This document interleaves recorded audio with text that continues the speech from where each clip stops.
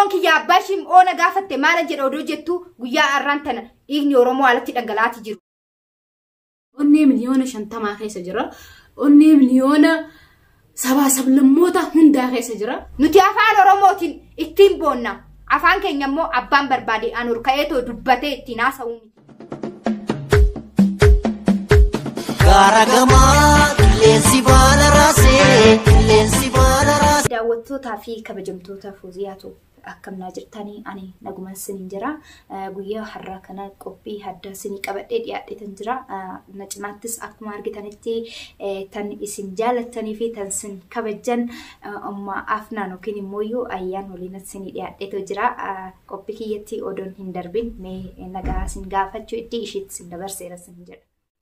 Assalamu alaikum wa rahmatullahi wa barakatuh.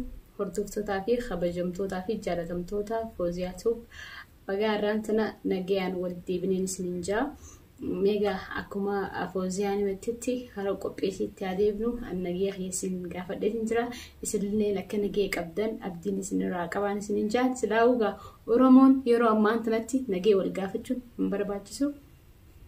Eka akkuma ayyaan jettettu silaa maal godhanii miti tan taree tan dhufu mooyyuu rabbiti weekaa ilmi namaa waan dhufu beekuu hin danda'u.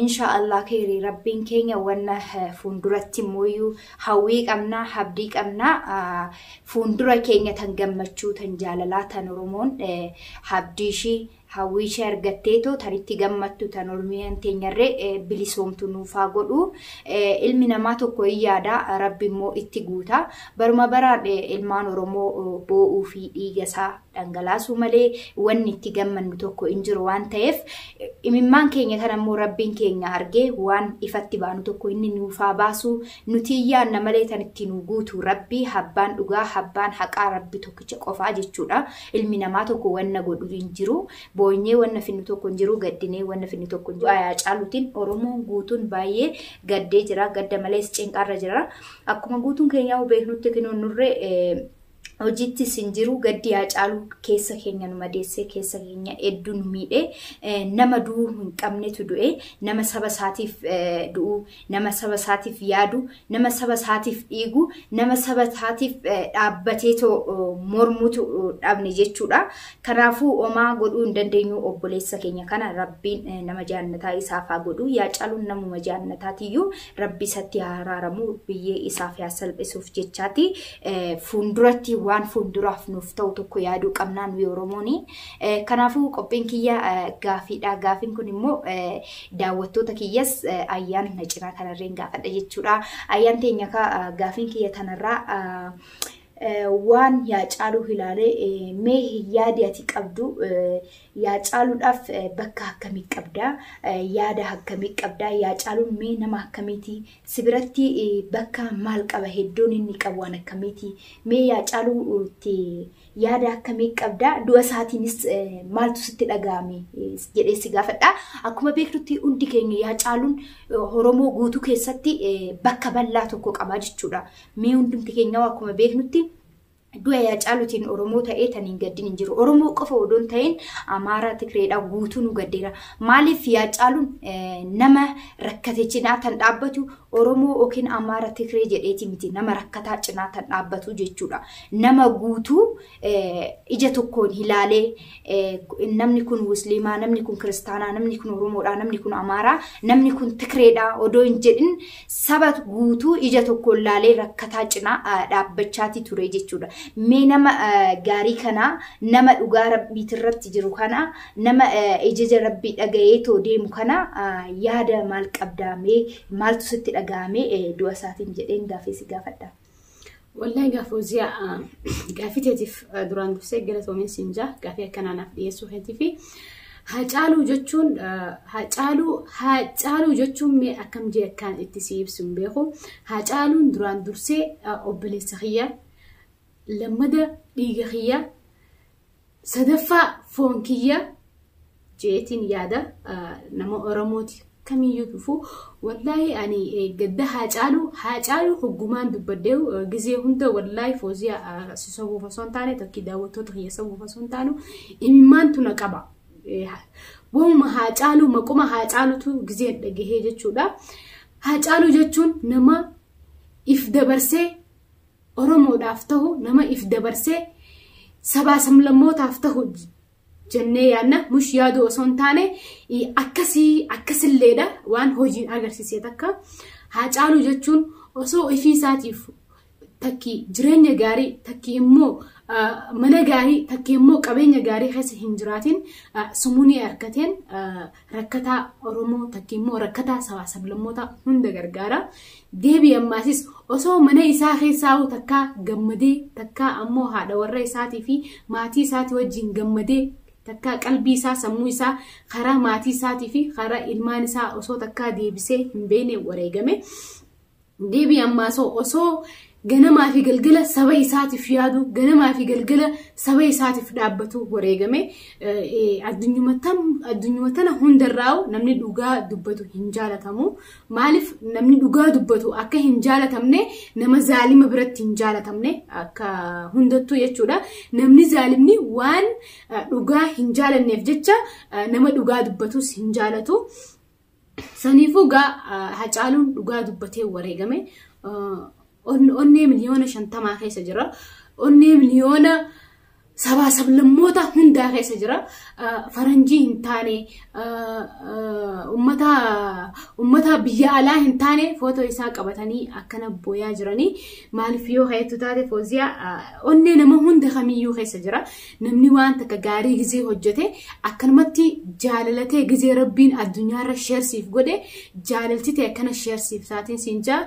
Maaliif silaa nama zaalima ta'e takkee silaa nama saba isaa zallamu ta'e addunyaan tun guutuun akkana baatee hin dhaabbattuu fi akkanaan isin jaagaa Haacaaluu nurraa nyaatanii jiranii, Haacaaluu nurraa fudhatanii jiranii. Garuu immoo Haacaaluun booda maal godhuu qabna yaa Oromootii yaa lammiitii? Haacaaluun booda maal akka godhuu qabnu isinuu ni beektanii. Haacaaluu dhabneennee mana gallee rafuu hin qabnu. Akkaan taatu akka malee hin taatu dhugaa Haacaaluu habaasu Rabbi. Garuu nutis tattaaffii godhuu qabnaan isin jaa. Akkanaan isin jaa Fooziyaa. Eka ya ayaan teenya hedduu galatoomii akkuma hayyaan jettettu Haacaaluun Oromoo guutuu keessa jira. Maqaan isaatis ta'ee tokkummaan isaatis ta'ee gootummaan isaatis ta'ee hunda keenya keessa jira.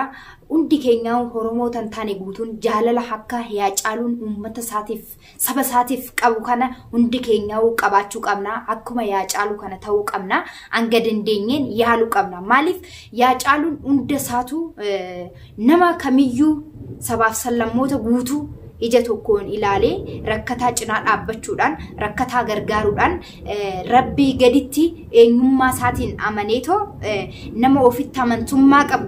Duniyaa tanaaf odoon ta'in tanan jiraadhu akirattan gammada jedhee jireenya isaa dhiisee jireenya saba isaatiif nama jiraatudha jechuudha Haacaaluu jechuun. Kanumatti aansee yaa ayyaan teenya gaafin ani si gaafachuu sii fi daawwattoota kiyyaan gaafachuu barbaada. Gaafin kiyya kanatti aanu maalinni warroonni yeroo baay'ee bulchaa Itoophiyaa yookiin immoo bulchuma Itoophiyaas sin jedha. Mangistii keenya amma yeroo ammaa kana biyya Itoophiyaa jedhan kana bulchaati jiru kana Oromoo miidhaati jira. Egaa inni dhufee masgiidni beetakristaan irree wanni adda addaati irree gubataati jira. Ittaansee immoo keessattuu dhiigni ilmaan Oromoo an dhangalaati jiru. Egaa bulchaan kun mootummaan kun egaa kursii yookiin immoo egaa hangoo qabateedha jechuudha. Meeti warra isa deeggaraniif warra isa ugaa tuqan maaliif tuqxanii Abiyyiin keessa keenya Abirjiin maarree keenya jedhanii warroota bilisiginnaa deeggaran kana mee maal dhaamsitaa? Isa malees immoo warroonni Oromoo ta'aniitoo warroonni baay'ee warri bilisiginnaa deeggaran hedduu isaaniitti jira. Inshallah kere akka yaada kootitti fuulduratti iddoo Haacaaluu kanarraan Haacaaluun keenya obboleessi keenya yaaduu malee fuulduratti bilisummaa Oromootiif ta'a Haacaaluun tan du'e jedhee yaada qaba.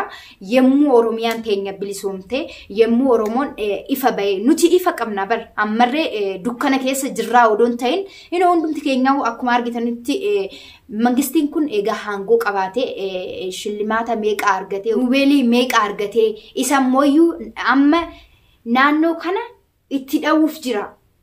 Wanni inni argate kun immoo maqaa Oromootiin Oromoon cinaa dhaabbachuudhaan ifa Oromootiin Oromoon si cinaa jirra jechuudhaani dubbii Oromootiin mee isa kanammoo Oromootti garagaree jiraati inni kun Oromootti garagaree jira Oromoo nyaachutti jira Oromoo dhiiga Oromoo dhangalaasutti jira Oromoon yommuu isatti garagartee mootummaan kun maal ta'utti jira Oromoon nama akkamii akka ta'e hin barata mee warroota biltsiginnaa deeggaran kana dhaamsa maal dhaamsita gorsas maal kennitaafis hin jedha yaa ayyaanteen Asumanuga waliin qabee gulaalee jechuudha.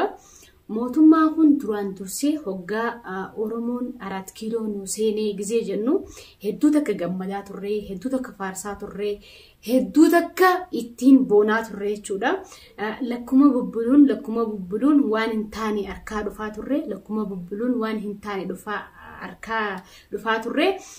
Egaa Oromoon 4 kiiloo keessa nuuf jiraatte. Ega abiyyin Oromoodha jennee Oromoon dila kana akkatti cunqurfamuu hin qabdu.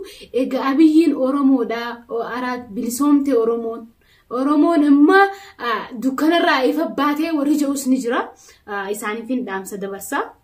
Oromoon erga dukkanarraa ifa kabaadu taate aangoo qabu Oromoodha. Oromoon gaafa wayyaanee moo gaafa mallas sandaran Oromoon amma cunqurfamaa jirti gaafa saninuugaa wallahi an akka xiyyaatitti ugaan akkatti ilaalu gaafa sanuugaa gabrummaa nurra jira jee takkaa yaadee waan hin turreef jecha gabrummaa gaafa sandaran gabrummaan akka amma jirtuun argaa jira Fawziyaa amma eega Oromoon 4 kiiloo seente dhiini Oromoo nama kuma meeqaantamaan lakkaawaman dhumaa jira Oromoon eega 4 kiiloo seente ijoolleen ama 5 ijoolleen ama 6 ijoolleen ama 2 ijoolleen ama 10 rasaasaan kararratti dhawamaa jirti saniifuugaa eega Oromoo taate eega abiyyi Oromoo jaattan taate warri bilchiginnaa deeggartan jechuudha maalifi isin sammuun teessan yoo ka'eef daleessistan taate sammuu teessan Oromoon ammaan tana maalif akkana dhumti maalifi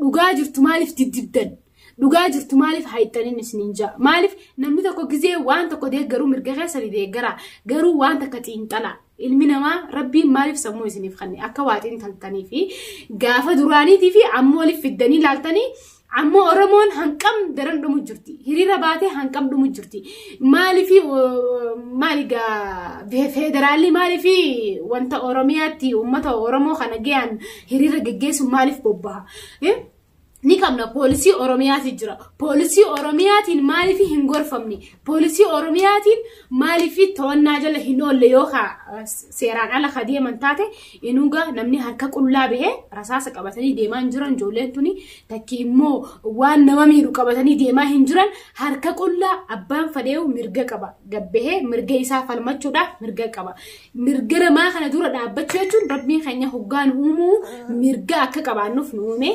saniifuugaa mirga keenya hin dhiibinaan isininjaa mirga keenyaas hin cunqursinaan isininjaa ummanni bilchiginnaa deeggartan tuni ani akka nama tokkootti akka nama tokkoo wanni isiniif dhaamu sammuu teessan xiixxalaa isin Oromoodha yookaa dhiinni Oromoo kan isin keessa hin jiraanne ta'e malee takki immoo yoo uummata nafxanyaati yoo jillaaqee kan qabaatan taate malee yoo dhiinni Oromoo dhugaan kan isin quuqu taate yoo dhiinni Oromoo dhugaan kan isin dhukkubsu taate isinummaanuu ta'aati itti yaadaati wal garagala rafaati hirriba keessatti sammuu teessan xiixxalaa itti yaada Oromoon maalirra jirti Oromoon maalirra geessee jirti Oromoon durirra amma akkam tahaa jirti kajattan isinummaan itti yaadaan ninja yoo wallaalummaan akkana isin gootes inshallah akka barattan abdiin qaba asirra teenyee takkiimmoo wal arrabsinee takkiimmoo wal xiqqeessuun yeroo ammaa kana keessa faayidaa nuuf hin qabu yeroo ammaa kana keessa ha tokko taanee harki keenya akkanatti wal qabatee dura deemnuun isiniin jaa hin dogongorina ani akka nama tokkotti isinillee arrabsuu hin barbaadu maaliif waan feetan deeggaruu mirga qabdan garuu immoo dhiinni Oromoo takkiimmoo lafeen Oromoo lafeen goottawwanii isinaa qabduun isiniin jaa ani isinittillee dheeressuun barbaadu Harumaayeen isinirraa Eka ayaan teenya hedduu galatoomii daawwattootaa fi kabajamtoota Fawziyaatu qophiin keenya kana fakkaataa asumatti aansee akkuma ayaan isin jettetti warroonni bilchiginnaa deeggartan hoo jiraattan asumatti wallaalummaa yookiin immoo beekumsas ta'uu danda'a beekumsi saba ofii nama dagachiisu beekumsi garaa ofiitii nama beechisu wallaalummaatu kana isin godheen jedha wantoota akkanaatirraa of eegaadha jaalattanis jibbitanis isin Oromoo Oromoodha jaalattanis jibbitanis dhiigni keessan Oromoodha jaalattanis jibbitanis lafeen teessan Oromoodha jaalattanis jibbitanis dachiin teessan handhuurri teessan dachii Oromiyaati Finfinneedha jechuudha. Kanaafuu maal taatanii maaltu Oromiyaa sindigachiisee maaltu Oromummaa keessan sindagachiisee biltsiginnaa deeggartanii garaa keessanii maaliif jiraatanii oggaa meeqa jiraatanii yaa obbolaawwan ta'u nuti baay'atee umriin teenya dheeratte yoo jenne oggaa 80 hin dabarru baay'atee 60 hin dabarru maaliif yeroo amman kana yeroo nuti keessa jirtu tun yeroo badduudha yeroo nuti saba ol qoonnee amantiidhaan ol qoonnee ol jibbinee too jiraannu odoon ta'in yeroo waan qabnu adda qoodannee nyaannee uffata keenya lama oo qabaannee tokkotti adda fudhannee uffannee jiraannu malee yeroo nuti ol jibbinu miti maaliif yeroon teenya yeroo gabaabbuudha duniyaa tana nutu shi jiraata malee ishiin maaliif nu jiraatti oggaa kuma hin jiraannu nuyi addunyaa tanarra jechuudha hangoodhaaf jennee maaliif saba keenya gurgurraa hangoodhaaf jennee maaliif saba keenya dagannaa hangoodhaaf jennee maaliif dhiiga saba keenya dhangalaasnaa jechuudha. Kanaafuu wanta akkanaatirraa of eegaa isiniin jedha. Dr. Abiy Ahmedis warri deeggartan hoo jiraattan badhaasni yeroo tokko lama sadii irra inni badhaasamerree maqaa Oromootiin jechuudha. Badhaasni inni badhaasame sunirree guyyaa har'aan tana Oromoo cokkonuu isaatiin dhiiga Oromoo dhangalaasuu isaatiin Oromoo tuffachuu isaatiin Oromoo gadi qabuu isaatiin badhaasni isaatirree irraa fudhatamuuf deema jechuudha.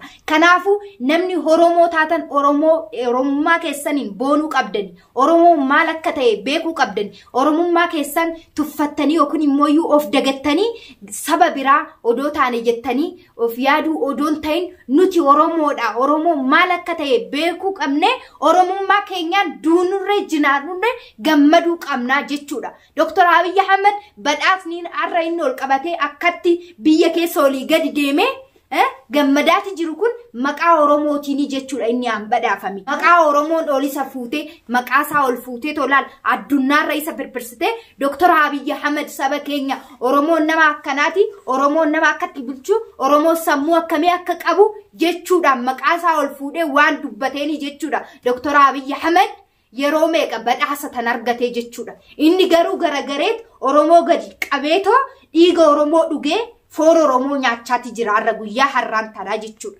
Inni immoo wanti hundumtuu guyyaa galuuf inshallah keeri Dr. Abiy Ahmed duuti isaa du'a sareettaati bineensatu itti taphata. Warroonni isa deeggartan hoo jiraattan warroonni Oromummaa keessanii qaaneffatan hoo jiraattan deebi'aa of duuba nuyi maali sabni keenya maali hayyuun keenya maali jettanii yaadachuu qabdan. Maali hoo duutan sin hoo duutan maali ani eenyummaa kiyyaan har'a Oromummaa kiyya dubbadhee oonan du'e oomaa miti maaliif ani Fooziyaan omaa wanni lafa sileessu yaa caalu nu saba isaatiif ol ba'ee dubbate rassaasa gubatee du'e jechuudha. Saba isaatiif jedhee du'e yaa caalu hundeessaa malee yaa caaluun garaa isaatiif jedhee duune. Sin immoo warri ol kaatanii dubbattan kun garaa keessaniif duutanii jechuudha. Si warra garaa keessanii maaliif duutan? Nyaatanii dhugdanii fincaan taatan dhugdan nyaatanii dhugdanii tan nyaata wudaan ta'a. Gattanii deemtanii kan agdan biyyee ta'a. Kanaafuu garaa keessanii hin du'inaa. Akka yaa caalu hundeessaa dachii teessaniif du'a, saba keessaniif du'a, saba keessaniif morma, saba keessaniif dhaabbadha, saba keessaniif dubbadha. Warri guutuun keessanuu warroonni bakka hojiittis ta'ee bakka hundatti mana arabaatti irra warroonni hojjettanoo jiraatan miidiyaalee adda addaati irratti warri dhaabbatanii too Oromoon akkanaa Oromoon akkasii Oromoon maarreedha jettanii warri dubbatan naaftanyaan lama sadii sincinaa hoo jiraate isaan jettanii saba keessan gurgurtanii jechuudha. Hin beekamu garuu afaan keessaniin of gurgurtanii keessa keessaniin garuu saba keessaniif yaaddan. Maaliif anguma keessi keessan saba keessaniif yaadu sanirree arraba keessaniif irree saba keessan du'uu qabdanii jechuudha. Singaa uummanni Oromoo guutuun keessanuu fakkeessitanii bulina garaa keessanii hin du'ina. Ofii isaatii odoon jiraatin saba isaatiif jiraate ofii isaatii odoon gammadin gammachuu saba kiyyaa Oromoon hanga oomititti cokkonamti Oromoon hanga oomititti boosii Oromoon hanga oomititti dhiigni ishii dhangalaa Oromoon hoon bilisoomaa Oromoo ofan jiraadha jedhee jireenya isaa odoon jiraatin guyyaa Oromoon gammaduun gammada guyyaa Oromoon kolfuun kolfa odoo jedhu obboleessi keenya kun guyyaa takkitti odoon gammadin ammuma dhiigni Oromoo dhangala'u keessi isaa gubachaa yaa caalu hundeessaa anguma ol ba'ee dubbatu guyyaa takkitti gammachuu isaa dubbateen beeku. Keessi koona gubate keessi koona madee ooman gammada oom sammi koo gammada gammachuun kiyyammoo gammachuu saba kootiiti. Kofli kiyyammoo kofla saba kootiiti odoo jedhu guyyaa takkitti odoon gammadin guyyaa takkitti cinaacha isaatiin odoon ciisin obboleessi keenya kun biyyeetti gadi taree jechuudha. Saba isaatii odoon bo'u. Mee isarraa maal fudhattan sabni Oromoo? Warri biltsiginnaa deeggartan kun mee isarraa barumsa maal fudhattan? Warra abbaa garaachaa maal fudhattan mee isarraa? Tan nyaata sun tan dhugde sun qomatti isin gore? Mee maalii maan godhattan? Wanni ittiin godhattan hin jiru. Wanni ittiin godhattan umaa waa takka jiru. Nyaatanii dhugdanii biyyeetti gad dabarsitan agdan gadaagdan wanni gootan hin jiru. Ol baatanii saba keessan gurgurtan. Hoggaa meeqa jiraattan? Warri biltsiginnaa deeggartan. Warri mootummaa ammaa kana deeggaraati jirtan. Mee ani rabbi ol ba'eetan umrii teessan kana hoggaa 100 sinii godha na deeggaraa siniin jedhee jaalattanis jibbitanis umrii rabbi sinii kenne jiraattan. Guyyaa rabbi jiraadhaa siniin jedhe jiraattan. Guyyaa rabbi du'aa siniin jedhe duutan. Arri biltsiginnaa deeggartanii fi miteen hoggaa miliyoona jiraattan. Saba keessan gurgurtanii garaa keessaniif bultanii. Uummanni Oromoo guutuun keessan warri Oromummaa sinitti dhaga'amu. Guyyaa har'aan tanaanii jecha akkanaa kana dubbachuu hin barbaanne. Garuu Oromoo taatanii warri Oromoo gurgurtan hedduu keessan jira. Anis Oromoodha, anis hayyuudha.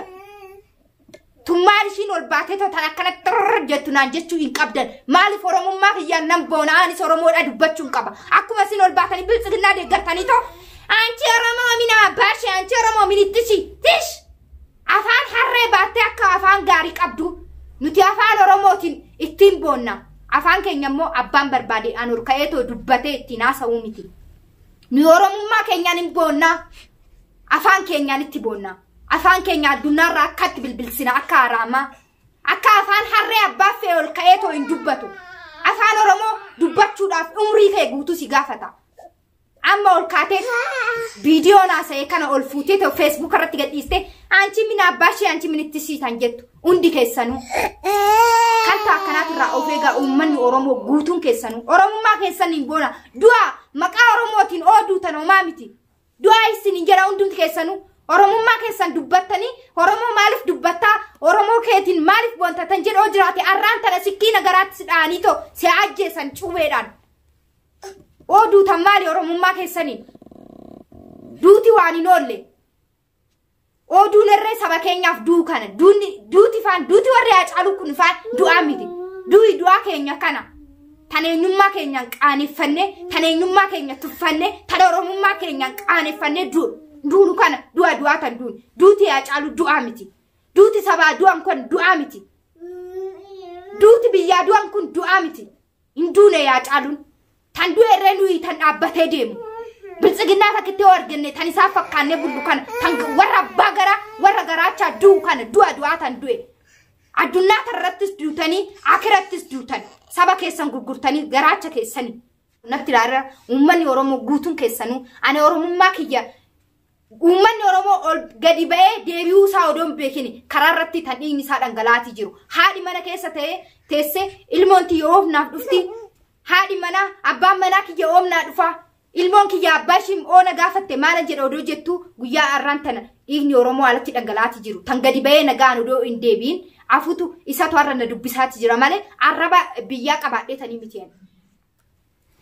Natti naarinaa uummanni Oromoo guutuun keessanuu daawwattootaa fi kabajamtoota Fooziyaa tokko hin beektanii hundumti keessanuu warri Oromummaa sanitti dhaga'amu sabaa fi sablamnoonni keenya guyyaa har'aan tana yeroo amma itti jirru kana sabni keenya guutuun gaddarra jiranii jechuudha. Namni Oromummaa sin keessa jirtu Fooziyaa maaliif akkas taatee Fooziyaa maaliif akkatti dubbattee jettanii akkanatti inaarre dhiifama naaf godhaa wanni balleessarree jiraadhe isiniin jedha. Yaa ilmaan Oromoo guutuun keessanuu waa tokko akkanatti inaarre isiniin jedha. Assalaamu alaykum rahmatullahi wa barakaatu. Egaa Fooziyaan waan hambisteen qabdu maashaallah. Waan qalbii ummata Oromoo keessa jiru hunda dubbattee fixxee jirti. Of kolchaa'een sinijaa maaliif waan aartee fi dila san akkasitti qaaqxee takki immoo mush waan aartee osoo hin taane waan Oromummaan isii quuqee fi akkasitti haasoyte asumaanugaa wanniin haasaa'ulleen hin hafne ka Fooziyaa booda wanniin haasaa'uuni hafajee hin yaadu waa hunda jalarraa haastee ilaa hanqa gubbatti isiniif ibsitee jirti. Asumaanugaa assalaamu alaykum wa rahmatullahi wa barakaatu. Nuuf of kalchaa'een isiniin